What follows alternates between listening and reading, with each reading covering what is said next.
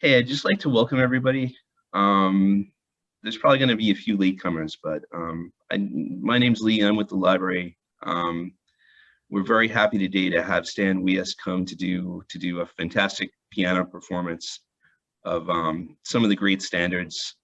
It's going to be a very nice musical afternoon for everybody. So we're just really happy to have Stan do this for us. So we're gonna go over to Stan now. But before we do that, I want to tell you, Stan's going to play some beautiful music for us, and he's also going to tell us some great stories.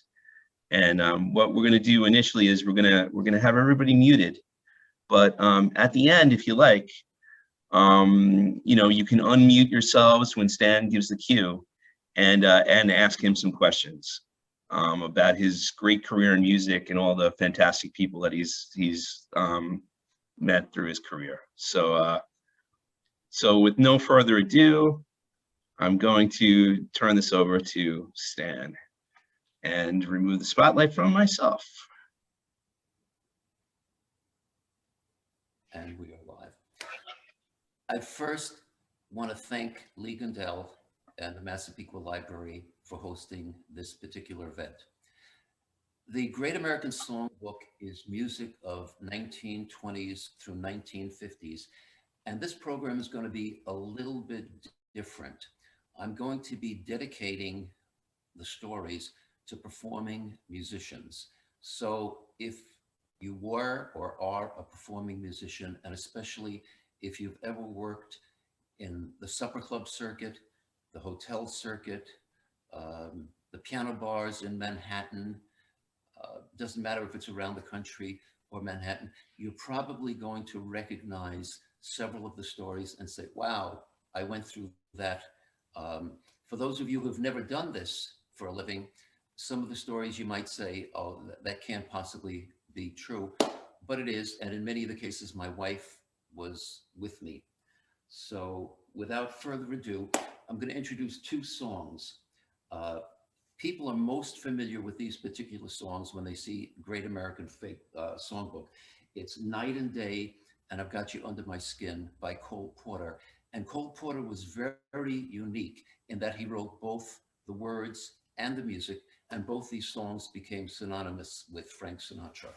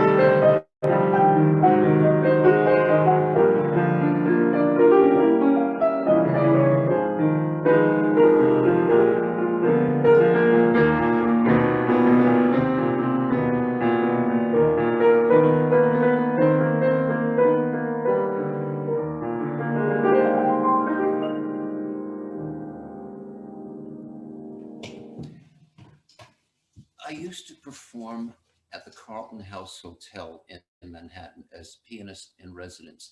This is Madison and 61st Street, and I was there nightly for many, many months. The Carlton House Hotel was owned by Harry Helmsley of Leona Helmsley fame, that he was her husband. He was probably one of the richest men in the world. And at the time, he owned the Empire State Building. I mean, if you can imagine owning the Empire State Building.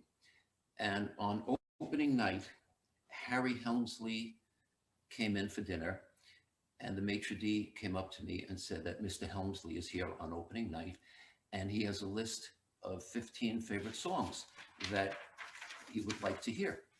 And I figured, gee, that's great. So I played his particular songs.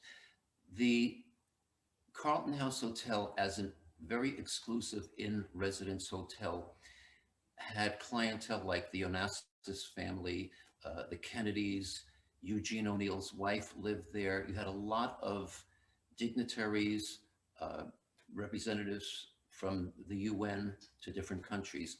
And there was one particularly very elderly couple that used to come in a couple of times a week for dinner.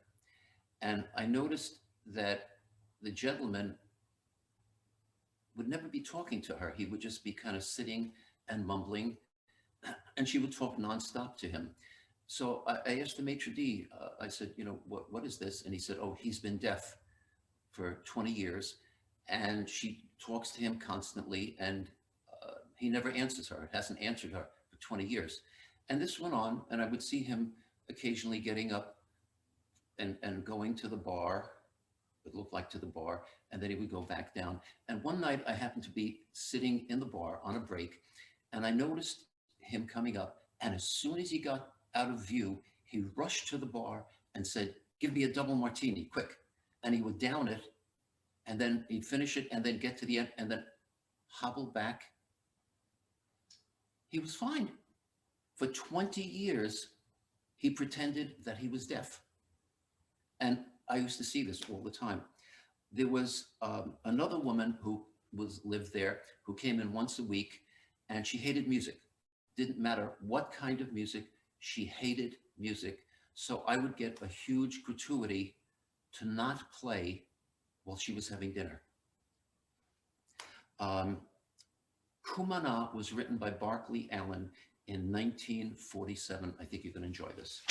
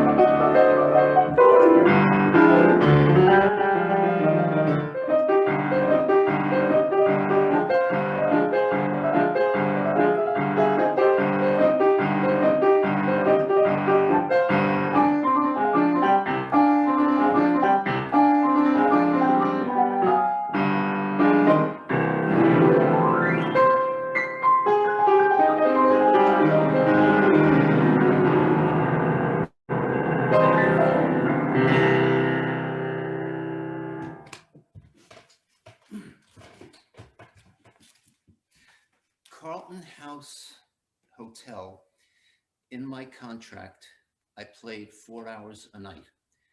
And I would play for 2.5 hours, and it was in contract that I had to have dinner every night. So after 2.5 hours, I was given a seat in the dining room, had a full dinner, and went back and performed for an hour and a half. On Thanksgiving, the place was so jammed that the only place that I could be seated was right in the middle of the dining room. I usually asked for a table someplace in the corner out of the way. So I'm sitting in the middle of the dining room, a table for one, and the Kennedy family is here. Everybody is all super dressed up, and everything that I'm performing in is in full tuxedo. And the waiter comes over, and I'm just slightly intimidated in being in the midst of all of this, and suggests that I have oysters on the half shell as an appetizer. I've never had oysters on the half shell before, so I had no idea what to expect. And the waiter brings this plate over, and I take it off, and I look down, and it's raw oysters.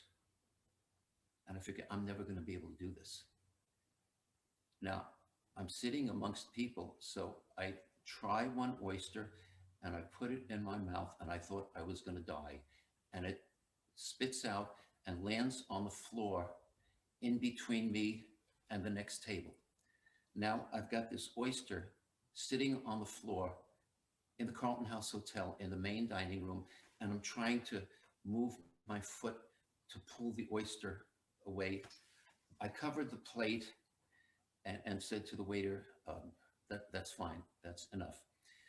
There was another waiter, a fellow by the name of Johnny, who constantly was telling me about his home in Cuba, and he always wanted me to try black bean soup, and that was a specialty on Thanksgiving. And he said, tonight I'm going to take care of this for you. And he comes over with this huge soup tureen. Well, as he's leaning it to pour, and it's several quarts of soup, the soup goes out of the tureen into my soup plate, out of my soup plate, and on me. And now I have several quarts of black bean soup dripping in me, in my underwear, in my socks, all over my tuxedo. I am absolutely covered in black bean soup. I didn't finish the rest of the dinner.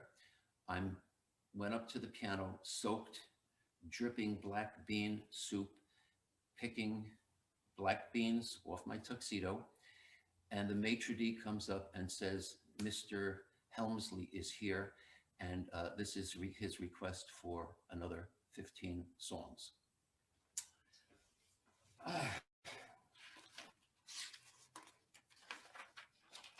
In the 1920s, you had a lot of songs that came along that became used to sing-alongs. And a lot of you are going to remember these. It Had to Be You, I'm in the Mood for Love, Once in a While, Penthouse Serenade, Ain't She Sweet, 5'2". So anybody who's ever played the piano bars, you've had requests for them. Or if you've done parties that they've wanted to have sing-alongs, they've had these. So I hope this brings back a couple of memories for you.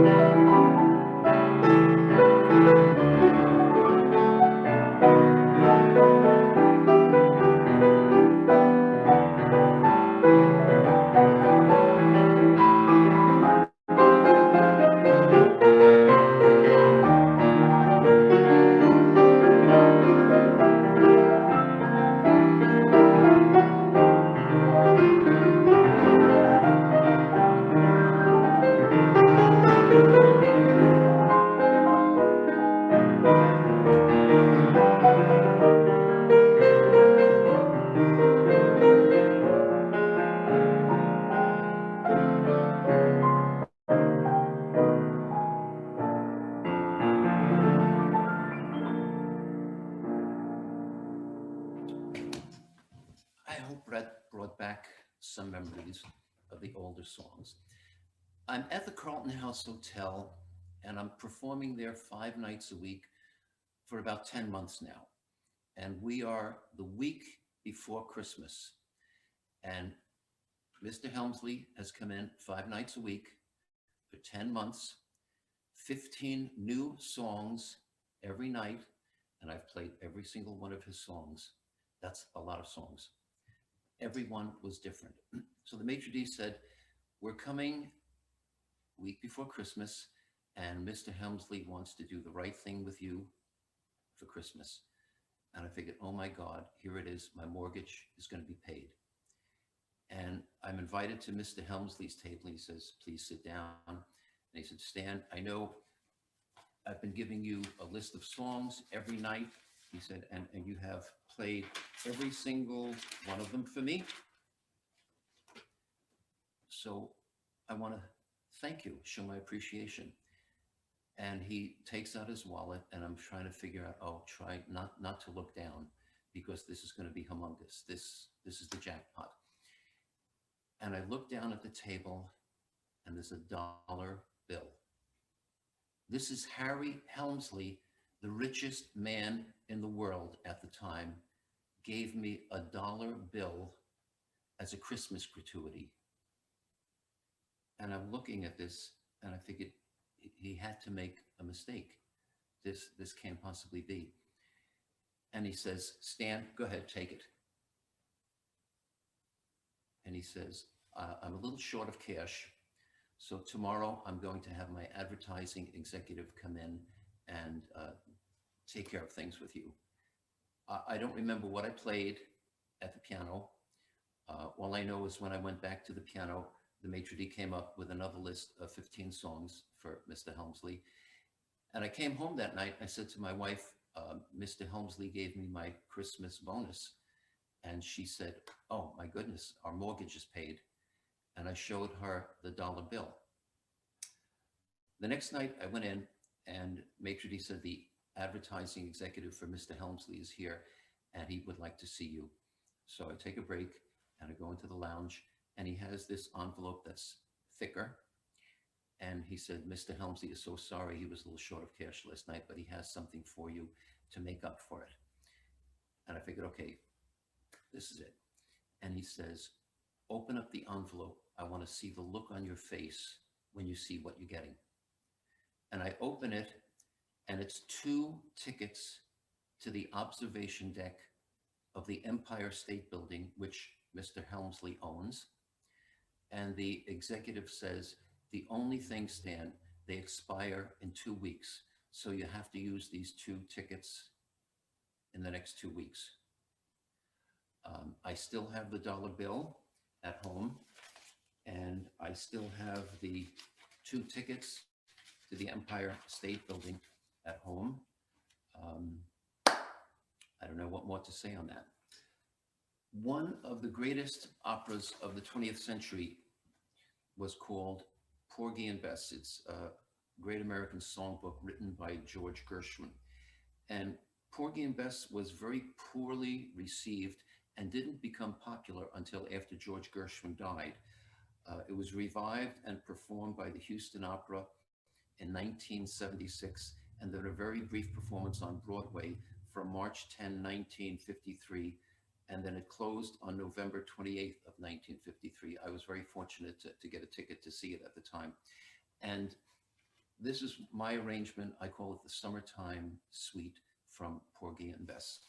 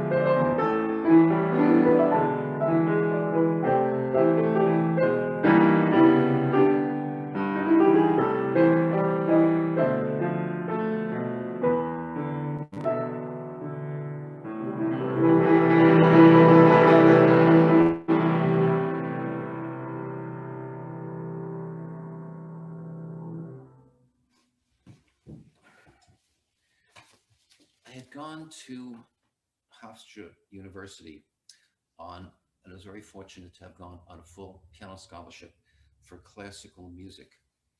And I had some very interesting professors.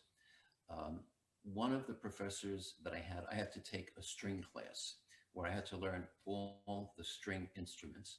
And I was beyond horrible in this class. I mean, I was absolutely horrendous. And the professor put me aside one day and said, I'll tell you what, I'm going to make a deal with you. I promise to pass you because I know you're a music major if you make me a promise. And I said, well, what's the promise? He said that after my class, you never pick up another string instrument again for the rest of your life. I passed the course and I never picked up another string instrument. And years later, he wound up working for me, leading the string ensemble for me at private events and weddings. Excuse me. One of the classes that I figured, since I was good on music, I would take an art class. And I figured if I was good, again, with music, I'd probably be fairly good with art. And the first project was to make a montage, however you wanted to do this. So I was playing nightly till about 12 midnight, 1 o'clock in the morning. When I was going to school, I was sleeping in my car between classes because I was playing nightly. So I would come back, I'd take off my tuxedo at 1 o'clock in the morning, I'd put construction paper on the floor, cut up colored paper, throw it against the wall. Wherever it landed, I would paste it down. And I brought that in. And I got an A. I couldn't believe this. I got an A for that art project. I figured, wow, the next one I'm really going to work on. And it was watercolors. And the professor wanted us to paint a realistic apple. And I really worked on this. I would come back at 1 o'clock in the morning and till 3 or 4, I'd be working on my apple. And I came up with what I thought was the most fantastic apple I've ever seen. And I brought this in to the professor, and he looks at it and he said, Mr. Wiest, I think you misunderstood the assignment. I said, I wanted you to paint an apple, not a strawberry. I gave my sister, who was a fine artist, $5 to do the rest of the assignments for me. So each assignment, I paid her $5 and I passed that course. Years later, I found out that actually the visiting professor that I had, his name was Jackson Pollock.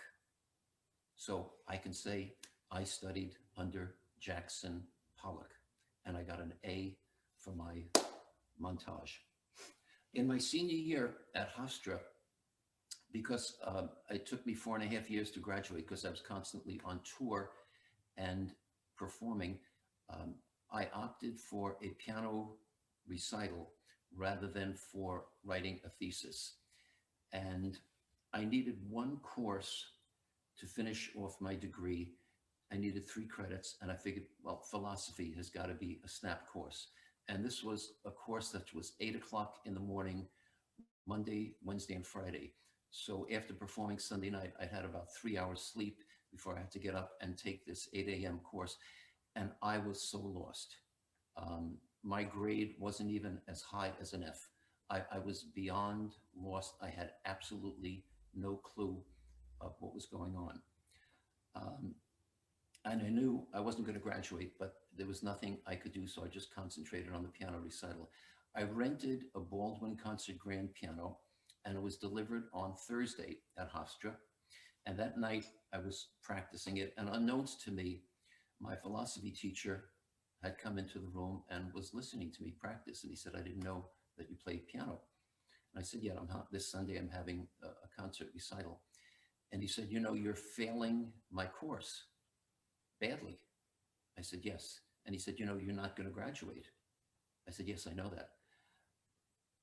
And I just kept practicing. At the end of the practice, before he left, he said, I'll tell you what, I'm going to come to your recital on Sunday.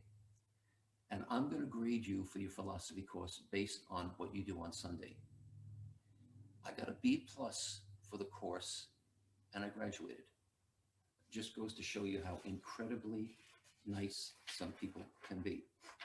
There was some great Latin music written during the Great American Songbook time. Besame Mucho, Poinciana, Perfidia, and Amor.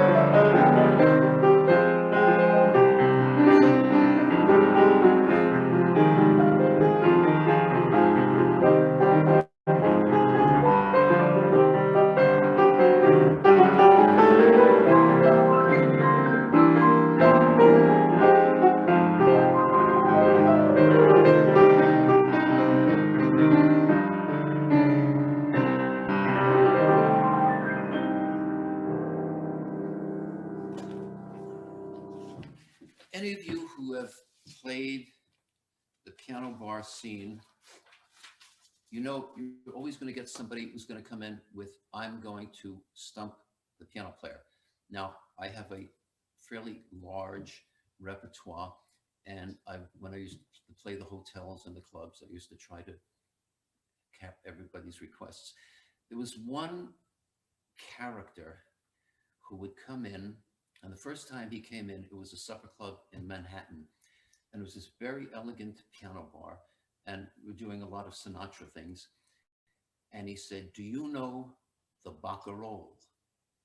Now, the Barcarolle is a classical piece of music from the opera Tales of Hoffmann by Offenbach, and is so out of character for the kind of things that I was doing. And I would say, I'm sorry, I don't know. And the guy would walk out. He would, in a huff. Couple of months later, maybe I'd be someplace on Long Island in a sub club, and son of a gun, the same guy would come in, sit down at the piano bar and said, have you learned the Barcarolle? And I would say no, and he'd get up and walk out. This went on for years. Every 5 or 6 months, this character would show up no matter where I was. I could be doing something in Connecticut. I could be Midtown Manhattan. I could be on Long Island. He would come up for the Barcarolle. So finally, I learned the Barcarolle. And now I'm at a hotel in Manhattan, and he comes up and he sits at the piano bar, and he said, have you learned the Barcarolle? And I said, yes. And I played it. And he got up and walked out, and I never saw him again. I had one guy who would come in with a list of songs that I had never heard of. And this particular night, he kept requesting songs. And my wife was with me at this particular location. She was sitting at the piano bar. And I'm feeling bad because now he's come up with about 20, 25 songs that I just don't, I've not only don't know, I've never heard of these things. So finally, after about 2 hours of excruciating pain, I said, you know, where are these songs from? And honest to God, he says at that, and my wife was a witness to this, he said they are from the Yugoslavian hit parade in Yugoslavia. And that's my translation of the name of the songs. So if you've ever been, again, in the piano bar circuit, you've known that. One agent that I was working for when I was in Manhattan was always talking about a place called the Blue Piano in Midtown, and a super exclusive place, and said, I'm gonna get you ready. You're gonna be doing an engagement at the Blue Piano. And I figured, let me find out what the Blue Piano was all about. This was before the times of the internet, so you couldn't just go online and find out where the Blue Piano was. So you'd call information, you use phone books. I never could find the Blue Piano. I figured this has really got to be a super sophisticated club that there's no listing for this. After about a year, she said to me, in 2 weeks, you're opening up at the Blue Piano. You're opening up on a Friday night, and you're going to be performing several nights a week there. The Blue Piano was not in Midtown Manhattan. The Blue Piano was in Midtown Jersey City. That's why I could never find it. Friday night, I said to my wife, why don't you come with me? We'll take a ride to Jersey. I'll play the opening night. We'll come back. We got through the tunnel, and there were riots going on in Jersey at the time. Streets were closed, cars and stores were on fire. There was civil unrest going on that particular night. And it took us about an hour to get to this place called the Blue Piano, which was in the basement of a hotel.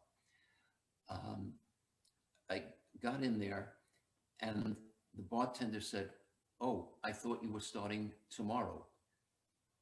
The piano is in a closet, and it hasn't been used for years, and it's probably way out of tune, but I'll get a staff. And they got the staff, and they set up the piano bar, and they set up the piano. Show you how bad, instead of this piano was like this. That's how bad it was. It was beyond horrendous. I said to the bartender, could you please call the piano tuner and ask him to come in and take care of this? About an hour later, and there was nobody in the place. There was rioting in the streets, so nobody came into the lounge. About an hour later, somebody comes in, sits at the piano, is going. I figured, oh, thank God, the piano tuner was here. It was a homeless person who came in off the street and just was fiddling at the piano. Nobody ever showed up that night. It took me 2 hours to try to get back to the tunnel, to get back from Jersey, what should have been a 10-minute ride because all the streets were closed. And I never went back again. Begin to Begin is a great song by Cole Porter. Cole Porter was on a cruise ship and between Fiji and Indonesia, and he was bored. So in the afternoon, he wrote the music, and at night he wrote the lyrics. And this is how it goes.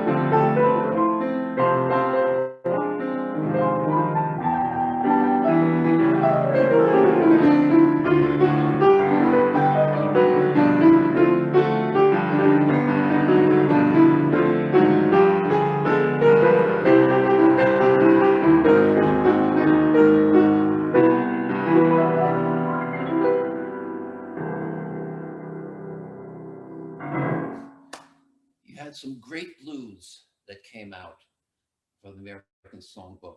St. Louis Blues just came out just before it, and Georgia on My Mind was written around that time, and that goes like this.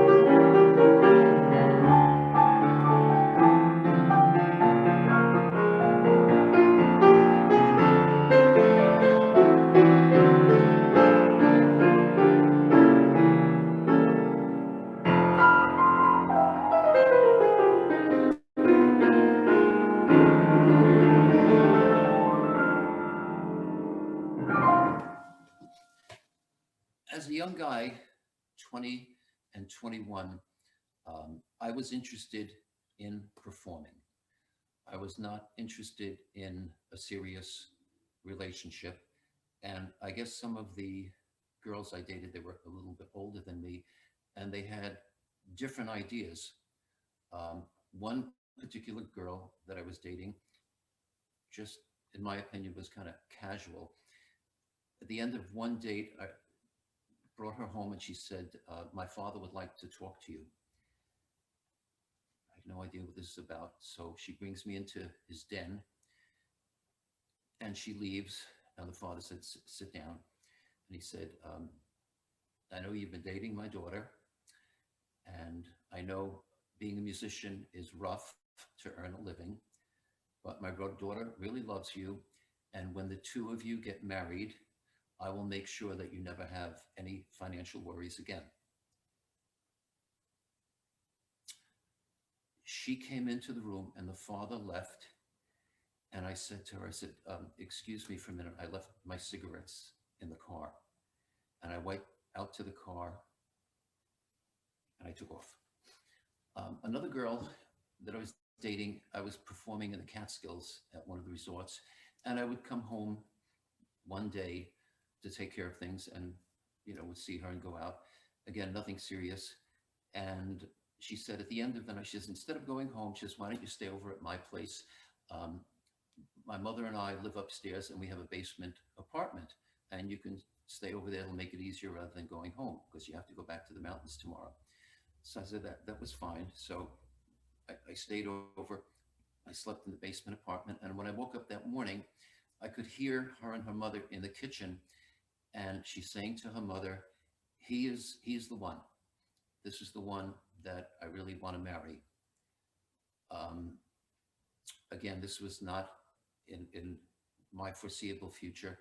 So I climbed out of a basement window and never came back. It wasn't until a number of years later that I was a little bit more serious. I'm going to close the program with a fun thing. Boogie Woogie became very popular in the time of the American Songbook. And here's something just for the fun of it.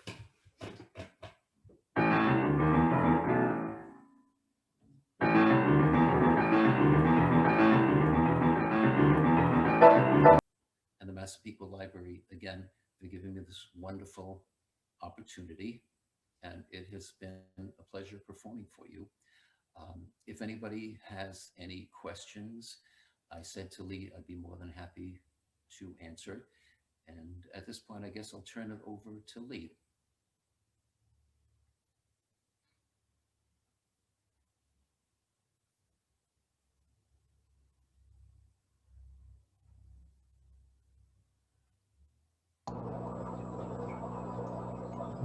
Hello? You know what I did? I just requested that people unmute if they like. So let's see if anybody has any questions for you, Stan. Anybody with any questions?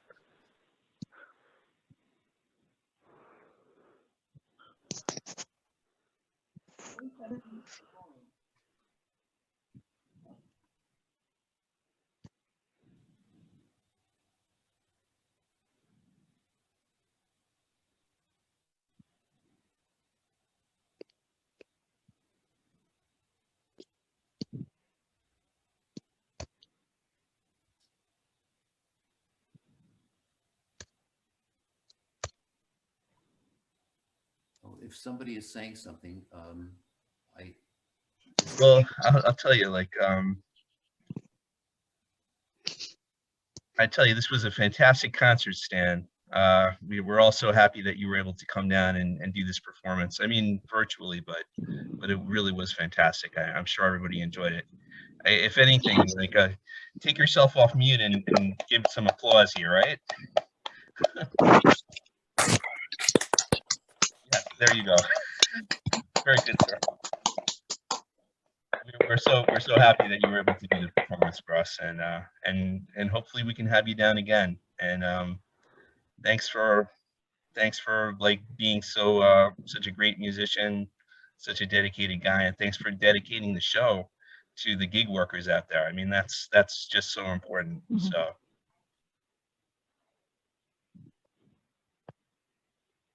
everybody for being wonderful to watch the show. Thanks again. Take care. I want to say goodbye to everybody. Okay, bye-bye now. Okay, bye. Bye. Thank you. Bye-bye. Bye. Bye. Thank you. Bye. Bye. Take care. Bye.